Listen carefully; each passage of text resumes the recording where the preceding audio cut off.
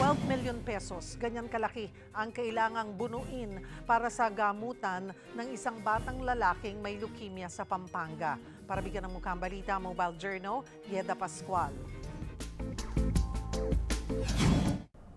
Nagkaroon ng leukemia ang isang batang lalaki mula Angeles, Pampanga. Ang kanyang gamutan, kinakailangang gawin pa sa China sa lalong madaling panahon.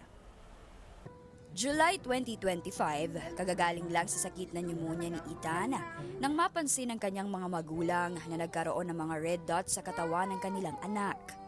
Una nilang akala ay dengue ito, pero negatibo ang resulta.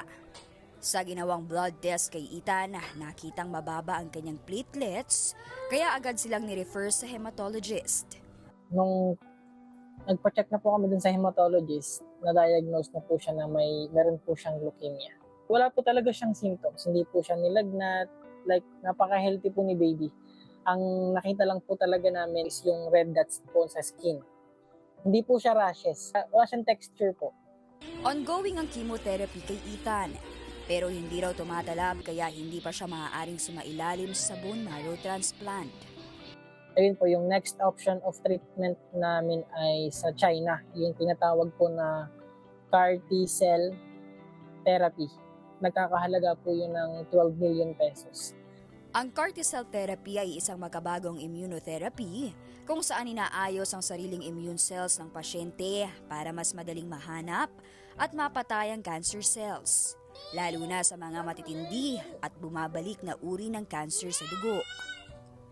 Hindi po, sa unang tingin po, hindi niyo po malalaman na meron po siyang leukemia kasi napakabibo niya, napakalikot. Para po siyang isang normal na bata. Hindi naman po pwedeng sumuko kami. Kasi syempre, yung anak na namin, nakikita po namin na lumalaban.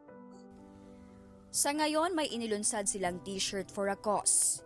Pero malaking problema kung paano mabubuo ang kinakailangang pondo sa gamutan ni Ethan. Since wala pa po kaming 12 million pesos, hindi pa po kami makapunta ng China. Hindi naman po pwedeng itigil yung chemotherapy ni Ethan. So, tuloy-tuloy pa rin po yung gastos namin.